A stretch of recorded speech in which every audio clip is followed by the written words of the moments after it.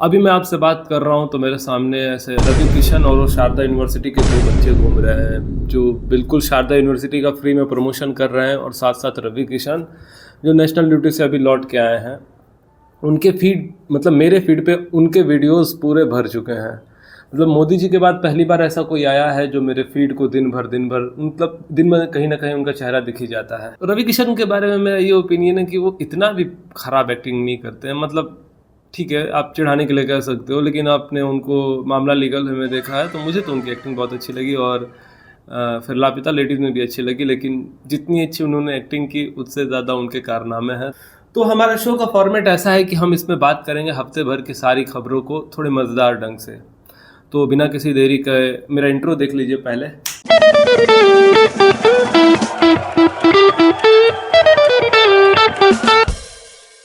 अभी झारखंड से खबर आ रही है कि यहाँ पे भी प्रोटेस्ट हो रहे हैं पेपर लीक के कारण ही, झारखंड पब्लिक सर्विस कमीशन में ही। तो हुआ ये कि वहाँ पे पेपर लीक हो गया और उसमें गड़बड़ियाँ आई। बच्चों ने कहा कि ठीक है, इसको सही करवाइए, रेजिग्नेशन की भी मांगी हुई, लेकिन इनकी बातें कोई सुन नहीं रहा है। और सरकार इंडिया में कहीं की हो, कोई भी स्टेट की, या यूनियन लेवल पे या स्टेट लेवल पे, वो पेपर तो करवा नहीं पाती। तो मेरे कुछ सुझाव है सरकार के लिए। सबसे पहले तो आप या तो ये जो फेविकोल और ये सारी जो चीज़ें आती हैं जो लीक से रोकने के लिए पेंट लगाए जाते हैं, उसको लगवा सकती है सरकार। इससे पेपर लीक आसानी से रुक जाएगा। अगर वो नहीं समझ में आता है तो फिर डायपर यूज़ कर सकती है बच्चों की। मतलब कई ब्रांड्स के हैं, लेकिन फिर मैंने इसको भी एनालिसिस किया इसका, तो मुझे लगा कि इंडिया में तो एवरेज एज 56 साल के करीब है पॉलिटिशियंस की, तो कैसे ही वो बच्चों वाला डायपर यूज़ आएगा। तो इसके लिए गवर्नमेंट एडल्ट डायपर्स यूज़ कर सकती है। ये कुछ तरीके हैं, लेकिन मैं यहाँ पे एक वीडियो भी लगा दे रहा हूँ, इस वीडियो को देख लीजिए। ये भी लीकेज को मतलब लीकेज से सॉल्यूशन, लीकेज का एक सॉल्यूशन है। तो इस वीडियो को भी सरकार देख सकती है और देखने में बिल्कुल ना शर्माए।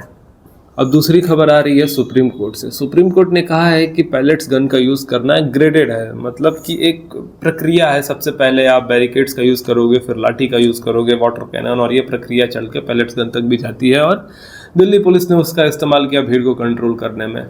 ठीक है, मतलब लॉ में लिखा है, लेकिन मैं ये कह रहा हूँ ये पूरा जो प्रक्रिया है बैरिकेडिंग से चल करके पैलेट्स गन तक, और पता नहीं आगे क्या है, मुझे नहीं उसका आइडिया है, लेकिन ये जो प्रक्रिया में कॉमन सेंस कहाँ आता है, उसका यूज़ कब करना होता है।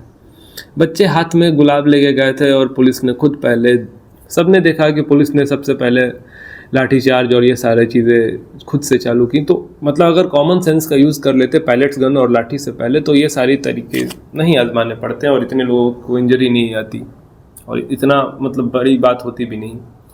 ठीक है, लेकिन कॉमन सेंस का एआई के टाइम में कौन ही यूज़ करता है। बट एआई से याद है इंडियन पुलिस का। ठीक है, इंडियन पुलिस को एआई का डर ही नहीं है कि उनका कभी जॉब ले पाएगी। दिल्ली पुलिस को खास तौर पे पूछिए क्यों।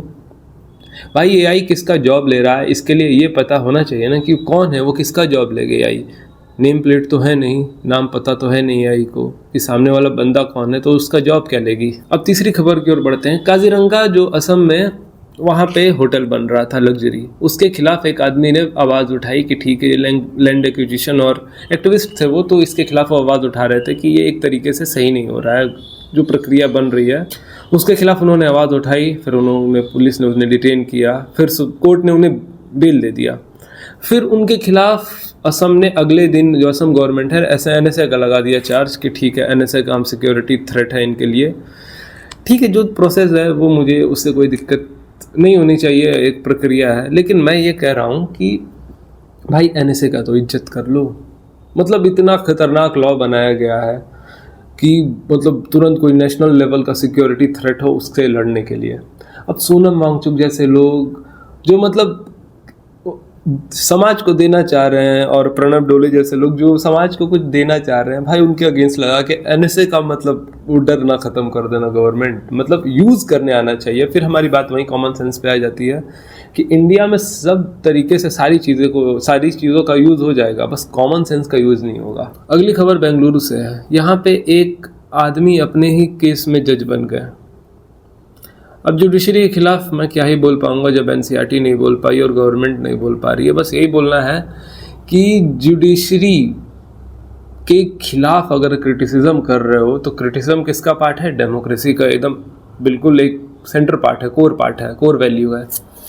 तो क्रिटिसिज्म कोर वैल्यू है डेमोक्रेसी की, और डेमोक्रेसी का एक कोर वैल्यू है इलेक्शन, और सुप्रीम कोर्ट में इलेक्शन नहीं कलीजियम है, और जहाँ कलीजियम है, जहाँ इलेक्शन नहीं है, वहाँ ऑटोक्रेसी आ ही जाती है।